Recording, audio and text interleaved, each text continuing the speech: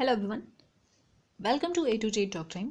दोस्तों, खेल यानी कि स्पोर्ट्स में जो खेल परिदृश्य है ये पेज बहुत इंपॉर्टेंट है क्योंकि इसमें टोक्यो ओलंपिक और टोक्यो पैरालंपिक से रिलेटेड सारा फैक्ट दिया हुआ है। आपको पता है कि ग्रुप डी एग्ज़ाम हो या फिर कोई भी एग्ज़ाम हो, आपने लास्ट एग्ज़ाम देखा होगा जो रेलवे का हुआ, उसमें इस टॉपिक का एकदम जलवा रहा पूरे एग्ज़ाम में। तो आप ग्रुप डी में भी इस टॉपिक का जलवा देखेंगे। मतलब शायद हर रोज़ भी एक क्वेश्चन इससे रखा जाए तो कम नहीं पड़ेगा क्योंकि इतने सारे इसमें फैक्ट हैं और कितना इंपॉर्टेंट है आपको पता है। और इंडिया इसमें इतिहास भी तो रचा है ना, बहुत सारा रिकॉर्ड बनाया है। तो आप देखिए, जैसे कि अवनी लेखा रहा 2-2 मेडल जीती हैं पैरालंपिक में, तो एक तरह का इंडिया के लिए बहुत इंपॉर्टेंट हो जाता है ये दोनों गेम। तो क्वेश्चन यहाँ से बनना लाजमी है। तो चलिए हम लोग आज इसमें रिलेट करके और मैं इसको याद करवाने की कोशिश करूँगी। ठीक है, जैसे हर वीडियो में याद करवाती हूँ फैक्ट को, वैसे इसमें भी याद करवाऊंगी क्योंकि बुक तो आपके पास है और ये चैप्टर भी है, सब चीज़ें, बट याद आप नहीं कर पाते हैं क्योंकि थोड़ी दिक्कत तो होती है, मुझे भी होती है। तो मैं बस छोटा छोटा हिंट ढूंढती हूँ और उससे लिंक करके याद करवाने की कोशिश करती हूँ। तो चलिए आपके साथ वो हिंट मैं आपके साथ शेयर करती हूँ, ठीक है। और स्पेशली ये सारा वीडियो मैं ग्रुप डी के लिए ही अपलोड कर रही हूँ, बाकी के एग्जाम में भी ये हेल्पफुल होगा, बट आपके एग्जाम को टारगेट करके ही अपलोड कर रही हूँ। तो प्लीज़ एक कमेंट करके आप ज़रूर आप अपनी तरफ से मतलब वीडियो के लिए कुछ ज़रूर कमेंट करना है, ठीक है। तो देखिए, सबसे पहले तो आपको याद करना होगा कि ये कौन सा गेम है, मतलब कौन से नंबर का है। तो देखिए यहाँ पे 16 दूनी 32। आप बताइए कि टोक्यो मतलब ओलंपिक और पैरालंपिक में सबसे बड़ा मतलब सबसे महत्वपूर्ण कौन सा होता है? ओलंपिक होता है। तो बस इसको बड़ा नंबर दे दिया हमें 32 और इसको 16, तो 16 दूनी 32 मतलब इसका ये आधा नंबर है। तो इस तरीके से आपको याद हो जाएगा, ठीक है। 16 दूनी 32 कोई भी एक याद रहेगा तो आप समझ जाएंगे कि भाई अगर मान लो कि ये 32 याद है आपको नंबर, तो आप समझेंगे कि 32 और 16 इसका आधा होगा एक नंबर। तो आधा किसको देंगे भाई? जो थोड़ा कम महत्व का है, पैरालंपिक थोड़ा सा कम महत्व होता है इसका ओलंपिक के कंपैरिजन में। तो 16 दिन 32 यहाँ से आप कंपेयर कर लेंगे, ठीक है।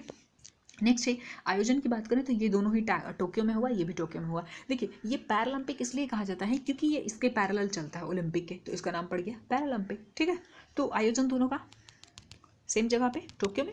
नेक्स्ट है इसका शुभंकर की बात करें तो मीरा तोई है, आदर्श वाक्य है यूनाइटेड बाय इमोशन। पहले हम याद करते हैं मीरा तोई। वैसे मैं शुभंकर याद करवा चुकी हूँ सारे गेम का, तो आप जाके डिस्क्रिप्शन में आपको मिल जाएगा और उसका MCQ भी अपलोड कर चुकी हूँ मैं टेलीग्राम चैनल पे। तो आप जाके पहले वीडियो देखिए ट्रिक वाला और फिर जाके PDF से टेस्ट दे लीजिए, ठीक है। तो शुभंकर मीराई तोवा, आपको पता है कि पहला मेडल टोक्यो ओलंपिक में कौन जीता था? मीराबाई। तो मीराबाई बस हो गया यहाँ से याद। नेक्स्ट आपको शुभंकर शोमाइटी।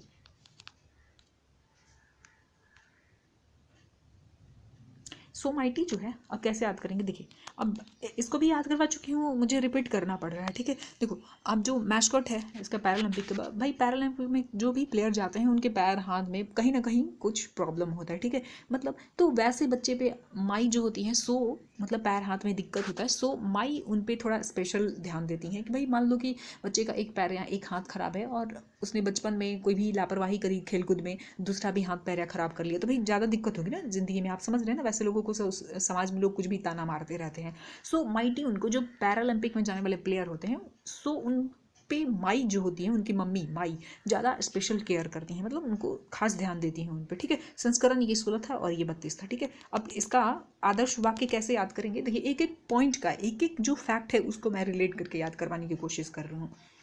नेक्स्ट इसमें आदर्श वाक्य की बात करें तो यूनाइटेड बाय इमोशन, और यहाँ पे भी है आपका यूनाइटेड बाय इमोशन, कहीं दिखेगा ये है, छोटा सा स्क्रीन है तो थोड़ा छोटा छोटा है, आप बुक से जाकर रिवाइज कर लीजिएगा वीडियो देखने के बाद, ठीक है। यूनाइटेड बाय इमोशन मतलब किसी के साथ हम जो जुड़ाव महसूस करते हैं, अपनापन महसूस करते हैं, तो उसमें एक इमोशन होता है ना। आप अपनी मम्मी के साथ इमोशन के साथ ही जुड़े हैं, अपने भाई बहन परिवार के साथ किस चीज़ से जुड़े होते हैं? अपने इमोशन जुड़ा होता है आपका, ठीक है। तो यूनाइटेड बाय इमोशन, भाई हम किसी के साथ जुड़ाव महसूस करते हैं इमोशन के साथ ही, मतलब इमोशन होता है तभी हम यूनाइट महसूस करते हैं। तो यूनाइटेड विद बाय इमोशन, ये दोनों का ही आपका आदर्श वाक्य था, यानी कि मोटो था, याद हो जाएगा आपको, ठीक है। देखिए इसमें जो है 206 देश पार्टिसिपेट किया था, 206 याद कैसे रखोगे? थोड़ा सा इसको मैं इजी बनाने की कोशिश कर रही हूँ। देखिए 206 है ना, 2 6, तो 2 तिहाई 6 यानी कि 2 तिहाई 6, ठीक है, 2 तिहाई 6। और यहाँ पे देखिए कुल शामिल देश जो है ना 163 और यहाँ पे देखिए 3 दूनी 6, मतलब 2 और 3 का गेम है। आप एक दो बार अगर लिख के इस तरीके से प्रैक्टिस कर लेते हैं तो याद हो जाएगा।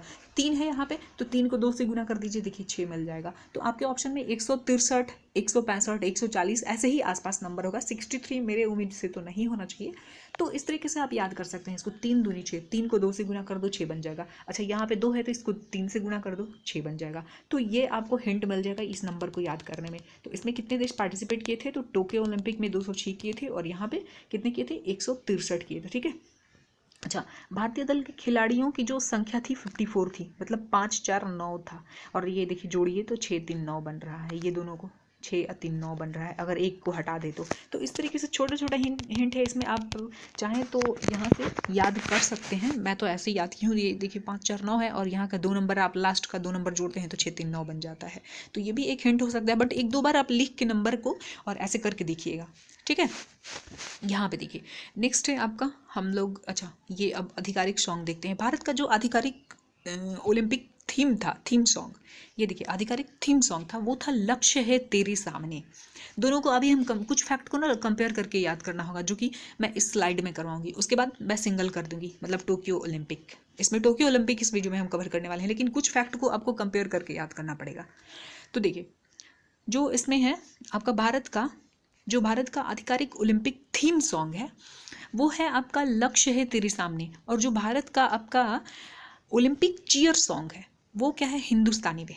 ठीक है। अब इन दोनों में कन्फ्यूजन होगा और आपके ऑप्शन में दोनों ही रहेगा। अगर आपसे पूछा कि भारत का ओलंपिक चीयर सॉन्ग क्या है तो दोनों ही ऑप्शन में रहेगा, और आपसे आधिकारिक ओलंपिक थीम सॉन्ग पूछा भारत का तो भी दोनों ही ऑप्शन रहेगा, और आप कन्फ्यूज होगे, गलती करके आओगे 99%। तो देखिए कैसे आप कन्फ्यूजन से बाहर निकलते हो। मतलब मैं इसको याद करवाने की कोशिश कर रही हूँ। ठीक है। जो आप कंफ्यूज होंगे ना, उससे मैं बाहर निकलने की कोशिश कर रही हूँ। देखिए ये जो आधिकारिक सॉन्ग है, और यहाँ पे देखिए चीयर, मतलब भारत के जो प्लेयर हैं उनको चीयर करते हैं कहाँ पे, अपने घर में बैठ के नहीं, जो प्ले ग्राउंड में जो अपने भारत के लोग बैठे होंगे वही तो चीयर करेंगे ना। तो वो क्या बोल के चीयर करेंगे, हिंदुस्तानी हिंदुस्तानी। अगर क्रिकेट मैच होता है तो हम बैठ के क्या करते हैं, मैदान के बाहर बैठ के क्या करते हैं, स्टेडियम में बैठ के, मतलब स्टेडियम बीच प्ले ग्राउंड में नहीं, जो दर्शक दीर्घा में बैठ के क्या करते हैं, हम अपने देश का नाम लेते हैं ना, इंडिया इंडिया ऐसे करके। तो इंडिया इंडिया मतलब चीयर सॉन्ग है, तो उसमें इंडिया तो आना चाहिए ना, हिंदुस्तानी में इंडिया इंडिया आना चाहिए। ठीक है। तो बस लक्ष्य है तेरे सामने। और जब प्रैक्टिस कर रहे होते हैं ना अपने प्लेयर, भारत के प्लेयर, आधिकारिक रूप से आधिकारिक ओलंपिक थीम सॉन्ग, ठीक है, तो जब प्रैक्टिस कर रहे होते तो उनको सिखाता है ट्रेनर, देखो लक्ष्य है तेरे सामने, ऐसे भेदना है। ठीक है। लेकिन चीयर करना हो तो कहाँ पे जाना पड़ेगा भाई, पहले तो आपको प्ले ग्राउंड में जाना पड़ेगा। प्ले ग्राउंड में आप दर्शक दीर्घा में बैठे रहेंगे और वहाँ पे कहेंगे हिंदुस्तान इंडिया इंडिया ऐसे करेंगे। ठीक है। और ये AR रहमान ने इस गाने को बनाया है, कंपोज भी किया होगा उन्होंने। अब यहाँ पे देखिए कौन है, कुल शामिल आदर्श वाक्य हो गया। थीम सॉन्ग इसका देखिए, इसका क्या है, कर दे कमाल तू। इसका थीम सॉन्ग क्या है, कर दे कमाल तू। देखिए पैरालंपिक का। अब देखिए कि जो पैर हाथ से कमज़ोर लोग होते हैं, है ना, पोलियो या फिर कुछ भी हाथ में पैर में हो गया होगा, तो वैसे लोग को ना कोई भी चिढ़ा देते हैं, कोई भी उनका मजाक मतलब अंडर एस्टिमेट करता है। लेकिन माँ बाप या कोई भी टीचर उनका कैसे हौसला बढ़ाता है, कहता है कि भाई तू भी कमाल कर सकता है, तो कर दे कमाल तू। तो ऐसा बोल के हमने किसका हौसला किसका हौसला बढ़ा रहे थे, तो पैरालंपिक के जो प्लेयर थे। ठीक है। हम क्या बोल रहे थे कि कर दे कमाल तू, कर दे कमाल तू। टोक्यो ओलंपिक में जो हमारे प्लेयर कमाल किए, तो वैसे ही हम हौसला बढ़ा रहे थे कि भाई तू भी कमाल कर सकता है, कर दे कमाल तू। तो बस इस तरीके से मैं थोड़ा सा ईजी बनाने की कोशिश कर रही हूँ। अगर ये अच्छा लगा हो तो प्लीज़ एक कमेंट करके आप ज़रूर बताना कि सच में ये मेरी कोशिश मतलब सही रही या फिर ऐसे ही बेकार है। ठीक है। नेक्स्ट हम देखते हैं क्या बचा है। नेक्स्ट जो है, हाँ ये प्लेयर हो गया, ये आधिकारिक सॉन्ग हो गया, ये सॉन्ग हो गया। उसके बाद क्या है, उद्घाटन। ये उद्घाटन तो हम सिंगल करेंगे। इसमें देखिए इमोशन हो गया, ये प्लेयर में याद करवा दी, उद्घाटन समारोह और ध्वजवाहक, ये सब हम चलिए अब सिंगल करते हैं। जो कंपेयर करके पढ़ना था देख लिए, अब हम सिंगल सिंगल देखते हैं।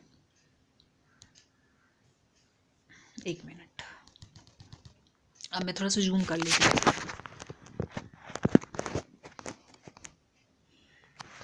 जब मैं टोक्यो पैरालंपिक करवाऊंगी ना, जो टोक्यो पैरालंपिक याद करवाऊंगी तो उसमें भी इस चीज़ को मैं रिपीट कर दूंगी, तो वहाँ पे आपका एकदम याद हो जाएगा। देखिए चलिए एक बार फिर से मैं यहाँ पे रिवीजन करा देता हूँ। क्या था ये, एडिशन कौन था 32वां था। आयोजन टोक्यो में हुआ। ठीक है। शुभंकर क्या था, मीराबाई फर्स्ट वो मेडल जीती थी, तो इसलिए मीराबाई चर्चे में रही, तो मीराबाई से आप इसको रिलेट कर सकते हैं। आदर्श वाक्य क्या था, तो यूनाइटेड बाय इमोशन। इमोशन के साथ ही तो हम किसी से जुड़े होते हैं, अपनी फैमिली के साथ जुड़े होते हैं। देखिए कुल देश की संख्या बोले तो 2/3 आपको दिखेगा, 2/3 6। ठीक है। 127 इसमें ये था, जो एथलीट थे वो पार्टिसिपेट किए थे, तो ये भी नंबर इंपॉर्टेंट है। नेक्स्ट है भारत का आधिकारिक ओलंपिक सॉन्ग क्या था, तो भारत का जो आधिकारिक सॉन्ग था वो था आपका लक्ष्य है तेरे सामने। लेकिन जो भारत का चीयर सॉन्ग था, मतलब हम क्या बोल के भारतीय प्लेयर को चीयर कर रहे थे, हौसला बढ़ा रहे थे, तो बोल रहे थे हिंदुस्तानी। ऐसे वैसे तो करते ही है क्रिकेट में, आप देखते होंगे इंडिया इंडिया चिल्लाते हैं, जब भी चौका छक्का लगता है तो बोलते हैं इंडिया इंडिया। तो हम क्या बोल के चीयर करेंगे भाई, अपने देश के प्लेयर का नाम लेके। और वैसे भी उतनी भीड़ में बस बहुत सारे कंट्री के जो मतलब 206 कंट्री के जब प्लेयर पार्टिसिपेट कर रहे हैं, तो वहाँ पे आपको नाम बताना पड़ेगा, मतलब बोलना पड़ेगा कि आप किसको हौसला बढ़ा रहे हैं, किसका हौसला बढ़ा रहे हैं। वरना आप चिल्लाओगे इंडिया के लिए और उधर हौसला पाकिस्तान का बढ़ता जाएगा और वो अच्छा परफॉर्म कर जाएंगे। ठीक है, तो इसलिए बोलना पड़ता है। तो बस अब मुझे लगता है कि इन दोनों में कभी आप कंफ्यूज नहीं होंगे। जो 99% कन्फ्यूजन का चांस था वो मैं 0% कर दी। ठीक है, और AR रहमान ने इस गाने को बनाया और कंपोज भी किया होगा इन्होंने ही। नेक्स्ट आपको ओलंपिक में उद्घाटन समारोह में भारत के ध्वजवाहक जो थे, ये भी इंपॉर्टेंट क्वेश्चन है। तो मैरी कॉम मुक्केबाज हैं ये, और मनप्रीत सिंह पुरुष हॉकी टीम के कप्तान है। अब देखिए कैसे याद रखेंगे इसको। भाई ओलंपिक का जो उद्घाटन था, अब उद्घाटन के टाइम क्या होता है कि हर प्लेयर का ना मन मतलब जोश एकदम हाई होता है, हाई इज द जोश, हाई सर, ऐसा मतलब हर कोई अपनी तरफ से अपनी तैयारी 100% करके गए होते, तो एकदम जोश में होती हैं। तो उस वक्त पूछा जाएगा कि भाई उद्घाटन कौन करेगा, तो कहेंगे मेरा मन है। पूछेंगे किसका मन है, तो मेरा मन है, हर प्लेयर कहेगा मेरा मन है। ठीक है, लेकिन ऐसा जब गेम खत्म हो जाता है कोई भी, तो उस वक्त नहीं कहता है आदमी, क्योंकि जो हार गया है, अच्छा परफॉर्म नहीं किया या फिर गोल्ड नहीं जीता, ब्रॉन्ज या सिल्वर जीता, तो उसका थोड़ा सा मन उदास होता है, तो उस वक्त उतना जोश नहीं होता है, वो चुप रहेंगे। ठीक है, जिसको बोल सिलेक्ट कर दिया गया वही चले जाएंगे। बट मतलब ये एक्चुअल फैक्ट नहीं बता रही, बस याद करने के लिए मैं आपको बता रही हूँ। ठीक है, तो अगर टोक्यो ओलंपिक में उद्घाटन की बात हो, तो हर प्लेयर का जोश जो होता है एकदम हाई होता है। हाउ इज़ द जोश हाई सर, तो सब कहेंगे कि मेरा मन है कि मैं उद्घाटन समारोह में भारत का ध्वजवाहक बनूं। तो मेरा मन है, देखिए मेरा मेरा और मन से मनप्रीत, मेरा मन है। ठीक है, आप भी कहोगे ना एग्जाम से पहले, आपका देखिए आप एग्जाम देने जाने वाले हैं, तो आपका भी जोश होगा एकदम हाई। आपसे कुछ भी कहा जाएगा कि भाई ये काम कौन करेगा, तो आप कहोगे मेरा मन है हर कोई। लेकिन एग्जाम देने के बाद आपको लगेगा पता नहीं एग्जाम कैसा गया। वैसे आपके लिए बेस्ट ऑफ लक ही बोलूँगी मैं कि अच्छा जाए एग्जाम। बट ऐसा होता है ना कि एग्जाम के टाइम में बहुत प्रेशर होता है आपके पास, एग्जाम के बाद होता है कि पता नहीं जो बनाया वो सही है कैसा है। ठीक है, और एग्ज़ाम से पहले आप भी एकदम जोश में रहते हैं, आप अपनी तैयारी 100% करके गए होते हैं, तो आपको क्या लगता है भाई आपका भी कोई काम करने का मन करता है। तो इस तरीके से बोल सकते हैं आप। ठीक है, समापन समारोह में भारत के जो ध्वजवाहक थे वो बजरंग पूनिया। तो देखिए जो समापन समारोह है उसमें ध्वजवाहक कौन थे, बजरंग पुनिया। याद कैसे रखेंगे, पहलवान है ये। अब देखिए ये जो है ना ध्वजवाहक, और यहाँ पे समापन करना है, भाई कोई भी चीज़ का समापन करना होता है ना, तो सोचते हैं कि एकदम एंड का हो, एकदम दमदार एंड हो, तो भाई बलशाली लोग को भेजते हैं। बजरंग बली को भेजेंगे, जा भाई लंका लगा के आ जा। ठीक है, बजरंग बली को क्या बोल के भेजेंगे, जा लंका लगा के आ जाए, मतलब एकदम ध्वस्त कर दो, है ना। तो इस तरीके से आप इसको लीजिएगा। बजरंग पुनिया को क्यों भेजा गया था, भाई समापन था, बोले जा एकदम लंका लगा दे, है ना। नेक्स्ट ध्वज टोक्यो ओलंपिक का मुख्य प्रायोजक बनाया गया था MPL को। भारतीय आयोजक का आधिकारिक प्रायोजक कौन था, तो INOX। इसके लिए ट्रिक नहीं है, आप एक दो बार लिख के देख लेना। ठीक है, यहाँ पे कंफ्यूज होंगे आप, सॉन्ग जैसा ही चीयर सॉन्ग और आधिकारिक सॉन्ग में जैसे कंफ्यूज होते थे, तो यहाँ पे भी एक दो बार लिख के देख लेना। ठीक है, ओलंपिक में पहले भारतीय जिम्नास्टिक कौन थे, तो दीपक काबरा। दीपक काबरा थे। ठीक है, जज थे ये पहले जिम्नास्टिक जज, दीपक काबरा। नेक्स्ट क्वालिफाई करने वाली पहली भारतीय महिला फेंसर।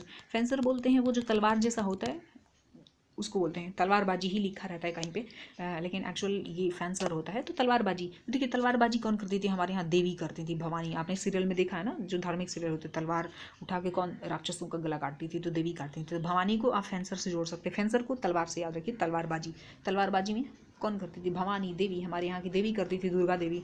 ठीक है, अब नहीं भूलोगे आप, याद रखो, आप भूलोगे नहीं। और एक कमेंट करके आप ज़रूर बताना और लाइक भी कर देना। नेक्स्ट कोविड के कारण ओलंपिक से हटने वाला पहला देश कौन था, तो उत्तर कोरिया था। उत्तर कोरिया, उत्तर कोरिया। ऐसे मैप बना के देख लो, उत्तर कोरिया और दक्षिण कोरिया में बड़ा कन्फ्यूज होते हैं, तो उत्तर कोरिया। इंडिया का मैप बना के दिखाती हूँ मैं, ऐसे ऐसे है ना इंडिया का, देखो आप ऐसे है ना कुछ, तो ये उत्तर कोरिया। ठीक है, नॉर्थ कोरिया, उत्तर कोरिया, उत्तर कोरिया। इसके पास कोई उत्तर ही नहीं था कि भाई तुमने कोविड का इंजेक्शन लिया, वैक्सीन लिया कि नहीं, तो इसके पास कोई उत्तर नहीं था। तो बोला चल उत्तर नहीं है ना, उत्तर नहीं देगा उसको क्या करेगा आदमी, जो आंसर नहीं देगा उसको क्या कर देते हैं, आउट, मतलब 0 नंबर दे देते हैं, तो ये आउट हो गया। तो कोविड के कारण ओलंपिक से हटने वाला पहला देश कौन था? तो उत्तर कोरिया था। ठीक है, नेक्स्ट है ओलंपिक में शामिल होने वाला पहली महिला नौकायन कौन थी? नौकायन थी निर्था कुमानन। ये सब क्वेश्चन एकदम गोल्डन क्वेश्चन है, याद रख लेना आप। ठीक है, नेक्स्ट देखती हूँ। नेक्स्ट है आपका कुश्ती में अंपायरिंग करने वाले एकमात्र भारतीय कौन थे? तो अशोक कुमार।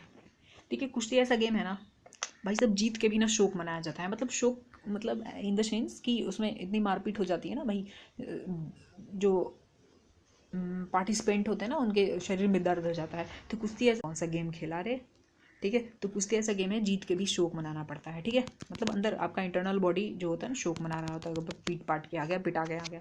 जीते, गोल्ड मेडल तो बाहर से दिख रहा है, लेकिन अंदर सेल से पूछो तो बॉडी की सेल से पूछो कि बोले बाप रे बाप कितने पढ़ाई कर दी इसने, कितने सारे सेल मर जाते होंगे, जो विनर है उसका भी तो शोक मनाना पड़ता है ना भाई। अंदर ही अंदर जो कोशिका है वो एक दूसरे के लिए शोक मनाता होगा भाई, कुछ कोशिका पिट जाता होगा, मर जाता होगा, तो उसके लिए भाई जो जिंदा कोशिका है शोक मनाएगा। तो बस इस तरीके से थोड़ा सा फनी में रिलेट कर लीजिए। मैं हर